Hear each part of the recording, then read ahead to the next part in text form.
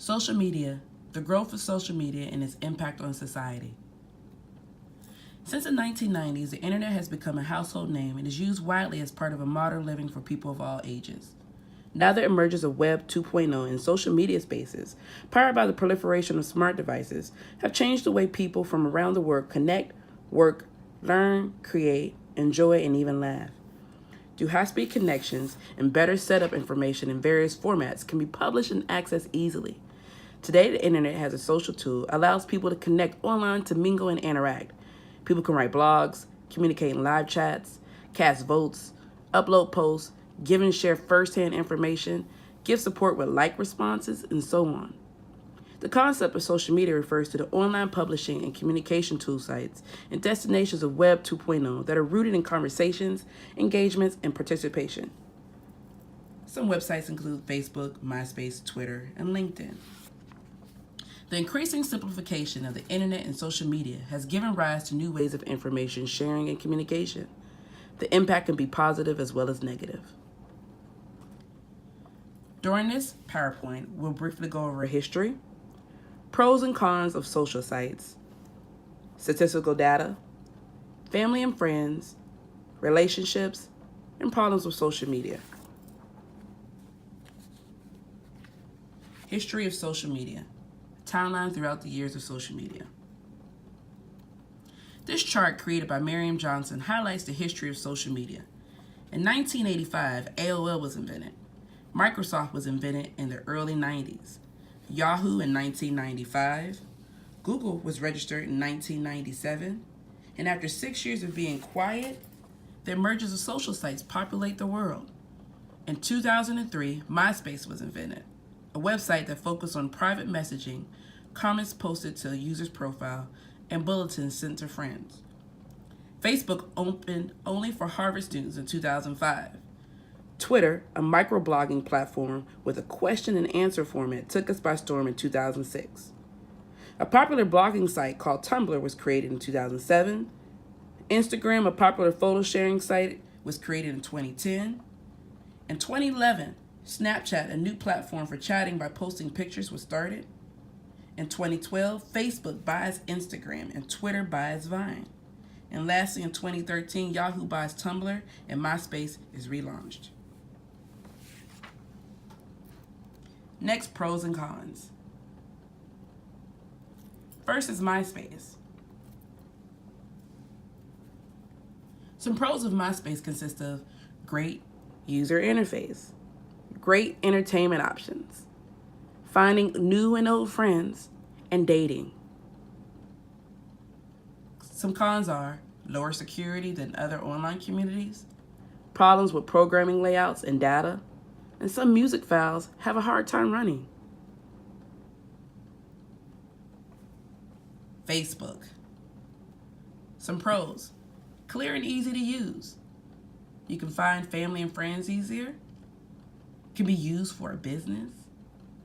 Connect and play games. And help with documenting your life. Some cons: boring page layout, privacy, possibility of identity theft, photo misuse, and manipulated content. Twitter.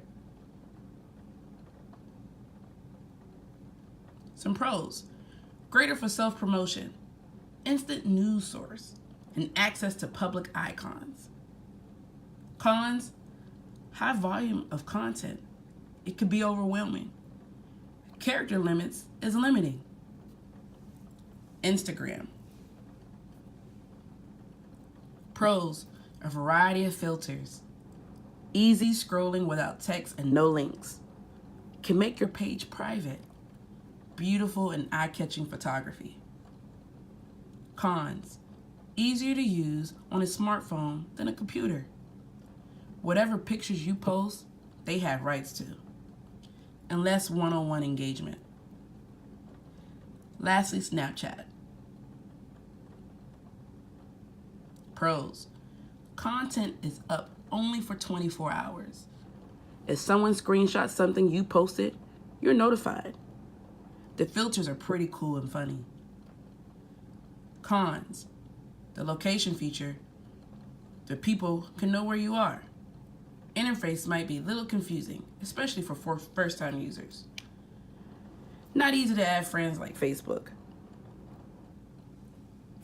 Next, we'll go over some social data.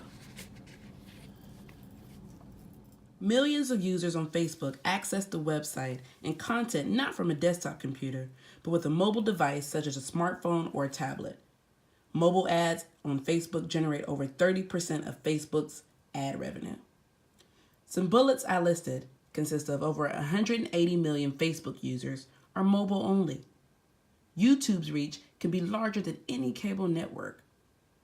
LinkedIn has fewer active users than other social networks. Less than 8% of marketers don't use social media for business. And over 65% of marketing campaigns utilize blogs. When it comes to social media use, there are many different generalizations thrown out about what site teens and adults are using. This slide will give a better breakdown.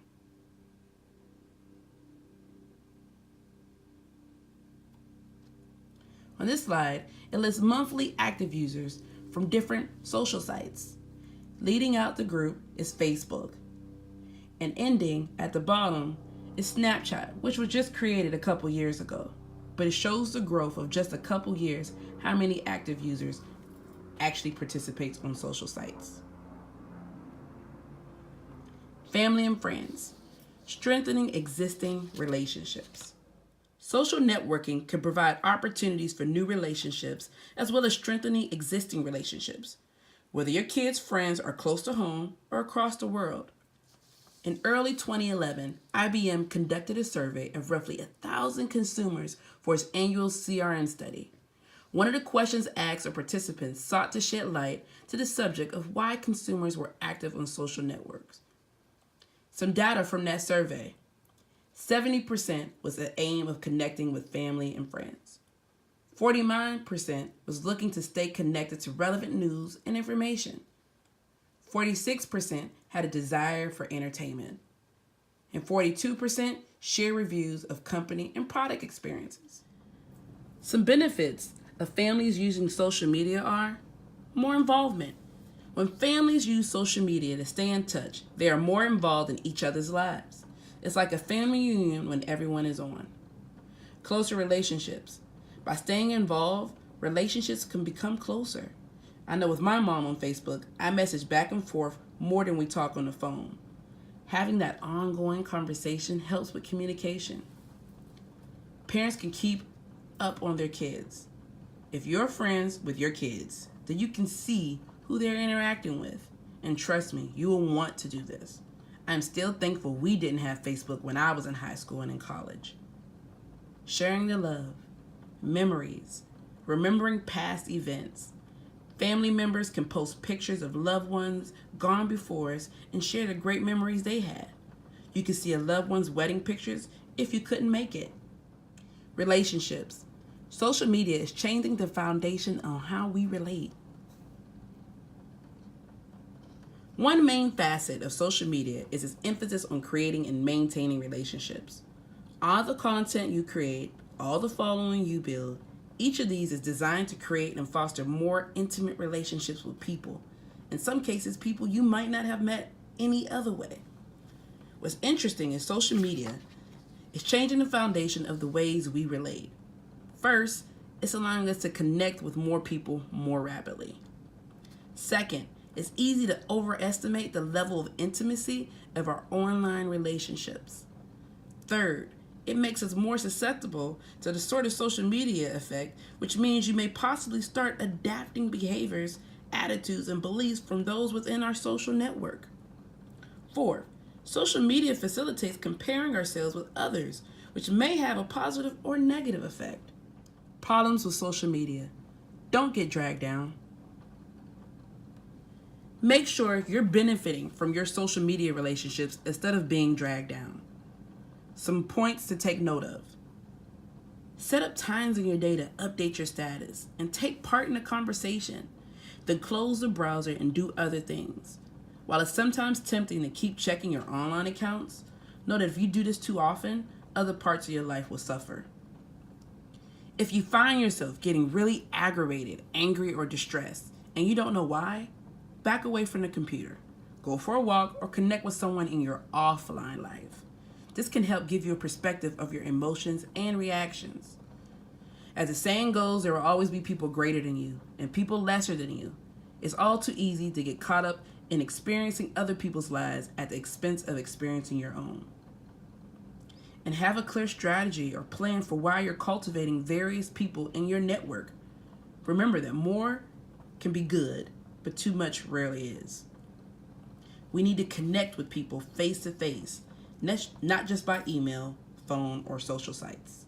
In conclusion, everything in the world has its pros and cons, but one major thing that social media has allowed is more access to the world.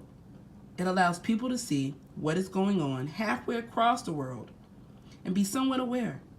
It allows us to truly create new relationships and connect back with old ones.